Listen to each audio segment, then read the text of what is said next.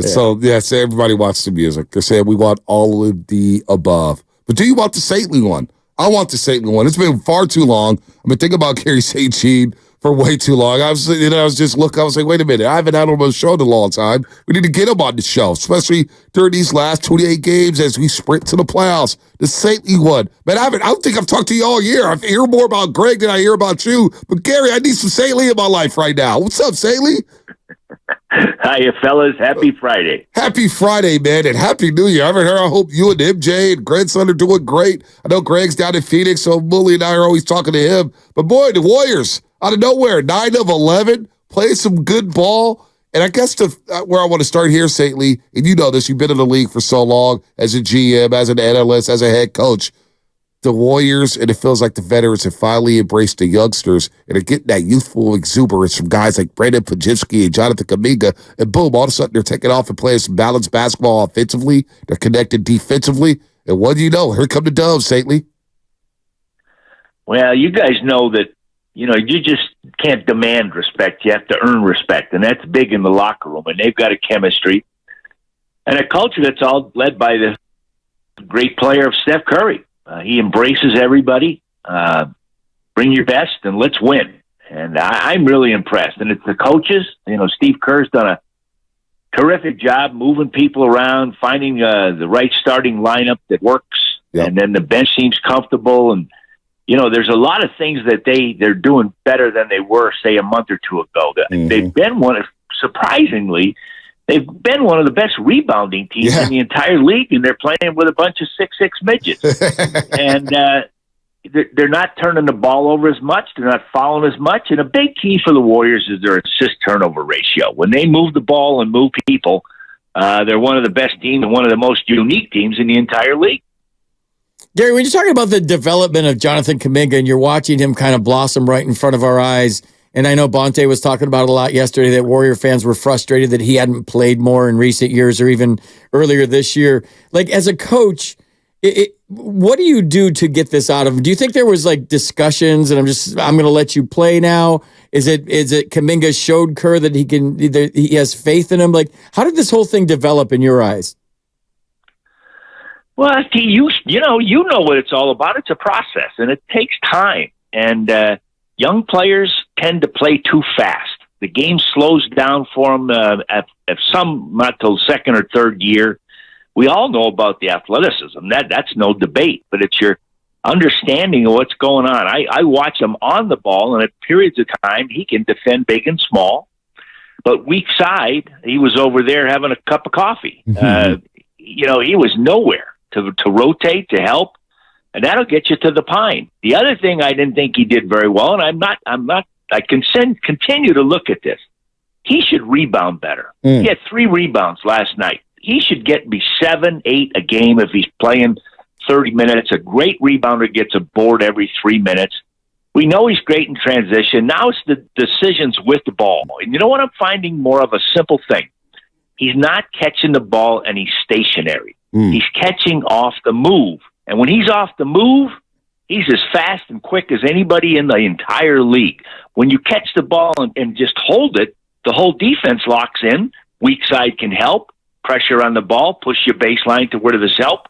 And it isn't as easy. So he's finding himself, and, he's taking the right shots. I'm happy for him. No doubt. Shot selection's a lot better. You say it so well, Saintly. .5 basketball. That ball's not sticking to his hands.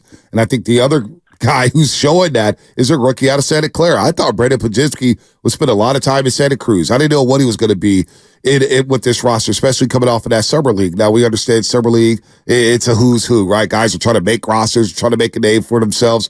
But Brandon Pajitsky entering the starting lineup in closing games and closing halves, and his knack, you talk about rebounding, he picks up 9 rebounds yesterday. This kid has a nose for the basketball at only 6'4". Brandon Pajitsky, he gets it, Saintly. Everything you're talking about with JK, Pajitsky's picked that up right away.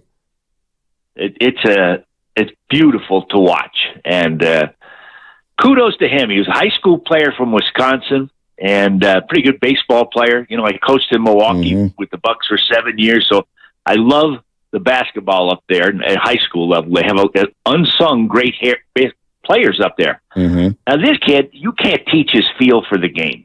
leads the league in drawn fouls. That means rotating and getting in position early, understand if a guy's a lefty or righty, which way he's going. You talked about his rebounding. You want to get a coach excited? Rebound the ball if you're a guard. Long shots create long rebounds. He's there for those. I just love his feel for the game. I'm going to put the triple exclamation point on the game that he's had the entry to hit Steph for the 3 against the Suns. Now, who the heck as a coach puts a rookie in that position to enter the ball? And that shows me the trust that Steve Kerr has in this guy. He throws a bounce pass 2/3 away across the court from side out of bounds. Oh, boy, Staley was on a roll. Call him back. I think he pressed the end button right there. He was rolling. They just dropped the mic. mic. Here's your coach speak. I love when Staley starts talking hoops. .5 basketball, rebounded. He just gets you excited talking about it. He's got a twinkle in his voice. He does. He loves it, man. He You can does. tell. And I've been talking to him for years. Right. He was at the studios when I was at Comcast. Yep. Just a great dude, man. Just so energetic, so positive about everything. That was really good insight to both of those guys. Like Kuminga and what. See, we don't know all the intricacies like he does. He's a coach, right? And there's certain things that he's seeing that maybe we don't see with the naked eye on why maybe he wasn't playing before. Right, so right. Little things there. What does Steve Kerr know? Like, he knows he sees everything. He knows a lot more than we know. Exactly. So that's for sure. We got Staley back on. Go ahead, Staley. You're on the roll there, baby. Well, I was going to say, I'm in Danville. There's no cell phone problem. So, FT, I think Bunte just cut my rear end out. You're making too much sense, Staley. You're trying to show me how to take my job. I mean, hey, you know how you see that red light? It's time to get out, baby. No, you're so spot on with the youngsters here with Pajinski and Kuminga. And then, of course, Andrew Wiggins is playing good basketball. I want to get to him in just a second because it's almost like the Warriors made a trade for 2022 Andrew Wiggins. Like, where did this guy come from? He was on the milk carton the first 3 months. Now he's being more aggressive, but it all starts and ends with Stephen Curry. I mean, he's 35 years old, Staley, and I love what he did All-Star Weekend with Sabrina having a 3-point shootout that saved the weekend in Indianapolis, but he comes out and sets a tone with 16 first-quarter points. Yeah, 25 in the first half. And like, entering the game, Staley, it's just mind-boggling, some of these numbers.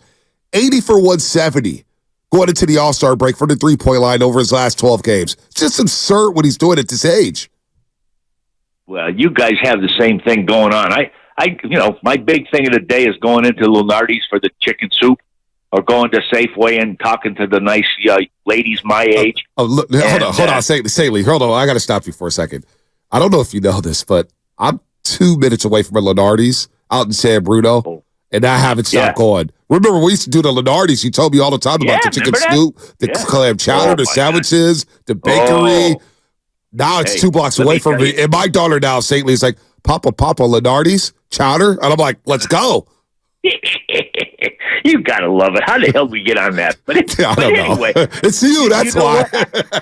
Yeah, it's crazy me. But I'm going to tell you guys something. Everywhere we go, we get people asking us about the Warriors because we've been spoiled for the last decade. So they're saying, what's wrong? What's wrong?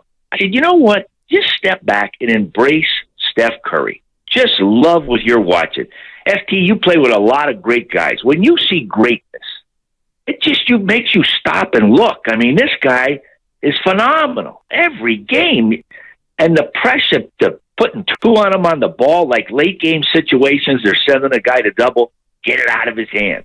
Now you get him coming off a pick and roll, they're trying to jump it, and they're double teaming him, get it out of his hand.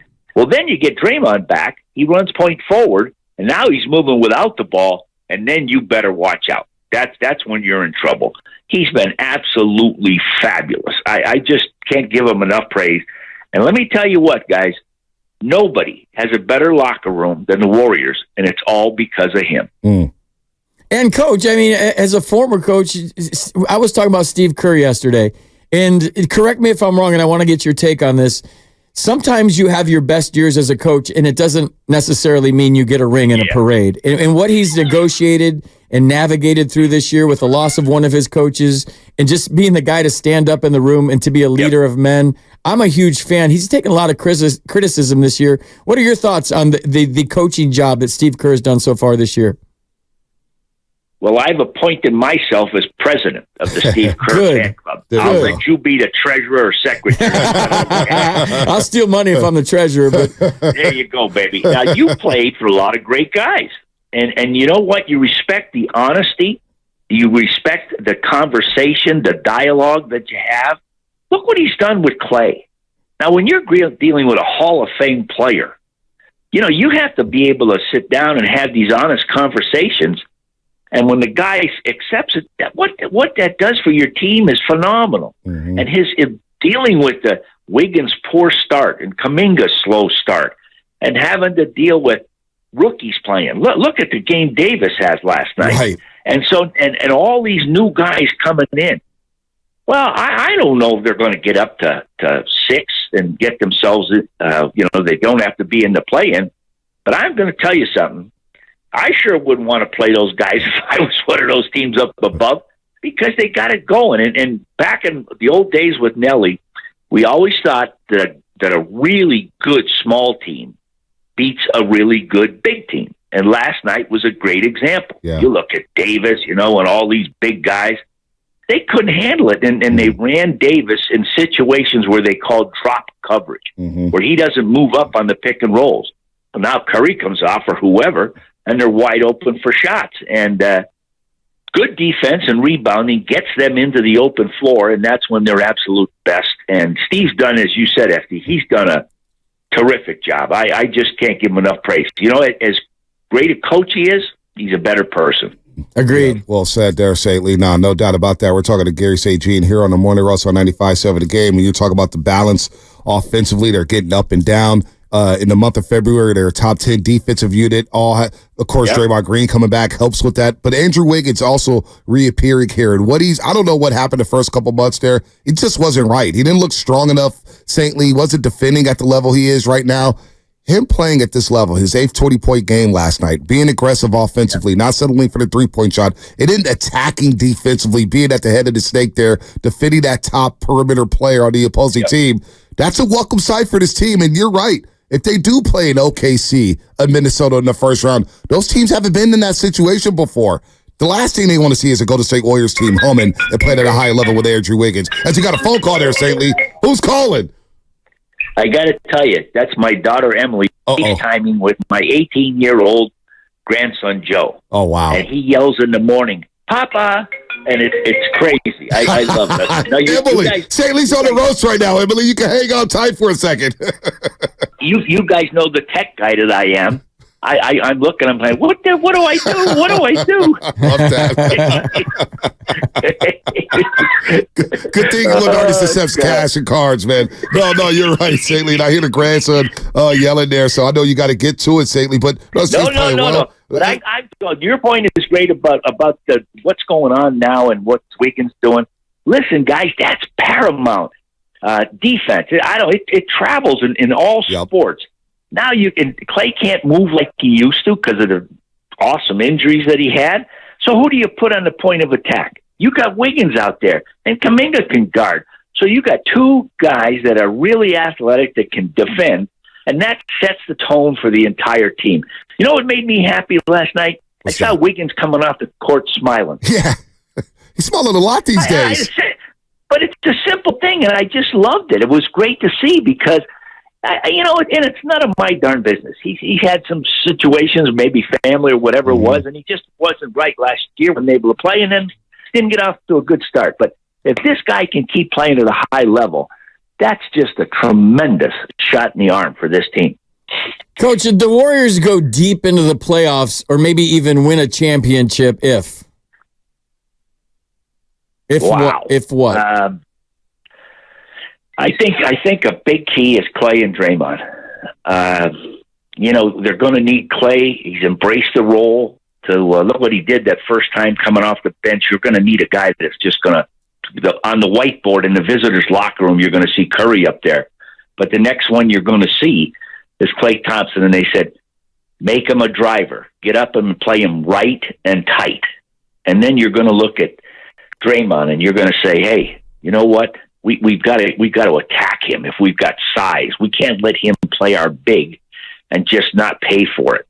And then when he's got the ball, we've got to be really smart up there and pressure him. Just because you think he can't shoot, you sag way the heck back. It gives him better vision to play. And another guy I'm picking on the veterans is Chris Paul. When he comes back, I think he can be a big shot in the arm because he can get 10 assists and 0 turnovers in about 5 seconds. Yeah. He's tremendous with the ball. So it's going to be on the vets. You guys know in the playoffs, the vets kind of rise to the occasion and the rookies kind of just come along. Yeah, no, that's a good point. Chris Paul's outside shot was starting to come along before the injury, so if he's wide open with those three-point attempts or that mid-range jumper that he's made famous there over the course of his Hall of Fame career, that is a shot in the yard for the Warriors. But you brought up Klay Thompson, and look, you're a former GM, and I've got some buddies in front offices across the league or whatnot. They view Klay differently than a lot of Warrior fans at this stage in terms of he still has that gravitational pull. I saw a couple times he cut to the basket yesterday.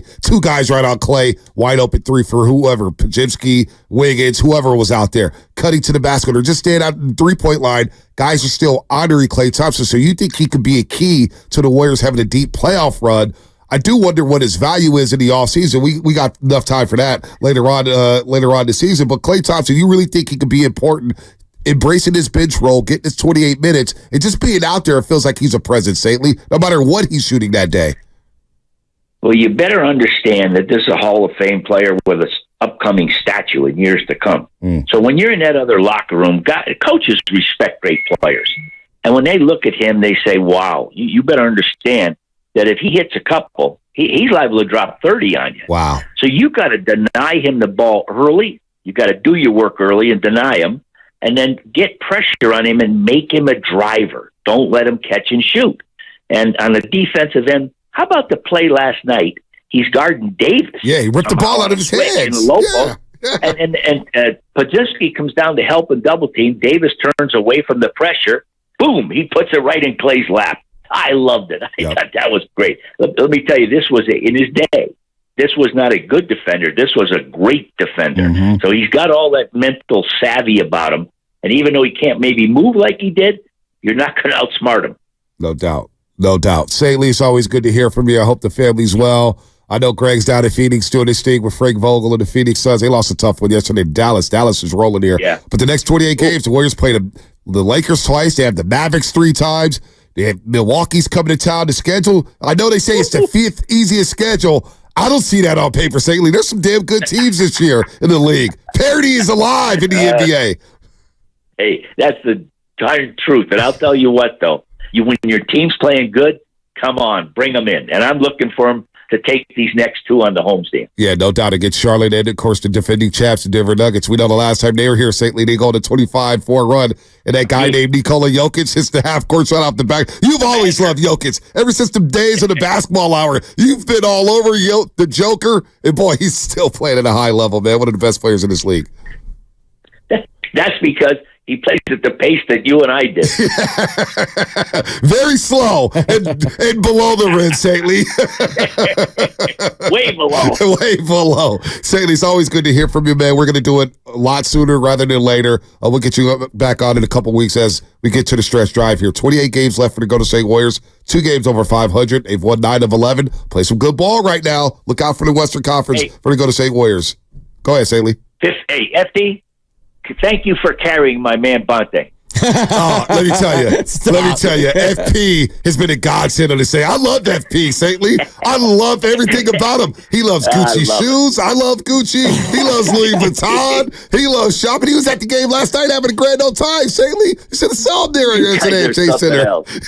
I love it. Coach. Hey, but hold on, Saintly. You never told me how much of a hoot Chris Mullin was, man. I didn't know he had the personality he did. Oh. Let me tell you something. He can make you cry. He can make you cry. He's got to stop doing it right before we come on air, Saintly. I'm like, Wooly, you got to chill. No, he doesn't care. He doesn't care, man. That's beautiful. Saintly, I love it. Saintly, good to hear from you, man. We'll see you soon, buddy. Have a great day, guys. Anytime. Gary St. G, man. Breath of fresh air here in the morning. See, there's certain guys that you're within 5 feet of that just brighten your day. Dude, so we used to do the basketball hours when it was me, Pop, and he'd come in with Khalid Azubuike. We sit there for an hour. He's just chilling. And then when I was doing some Crowd 4 hits on television, then NBC Sports called to do the show with Mr. Fab. 30 minutes before the finals because coverage rights for ABC. You couldn't do the pregame show up. And you had to end it 30 minutes before. So me and Fab were doing the show on fashion and stuff. And we're in Toronto. And after game 5, we're in the Uber. And it's me and St. Lee in the Uber going to the airport. And he's like, Bonte, let me just tell you, you just keep doing what you're doing. I'm telling you, man, you're impressing a lot of people. You're a good dude. You got a very, very bright future in this business, let me tell you. And I was like, man, St. Lee, you don't have to be so nice, man. Maybe you're just saying that just to make me feel good or whatnot. But he wasn't lying. When I saw him after my first season on television, because I told you, what did I tell you? I said, I'd never forget that ride to the airport in Toronto, just speaking just words of wisdom. And how can you not be a good guy when you got a guy like St. Lee? He's got everything in the world, right? Money. He's been at the top of the level. He's coached with Don Nelson. He's coached great players. And that's what you get from him every single time. Just a breath of fresh air, positive perspective on everything. And look, he knows the Warriors sneak into these playoffs and you play one of these teams, it's not going to be an easy 7-game series.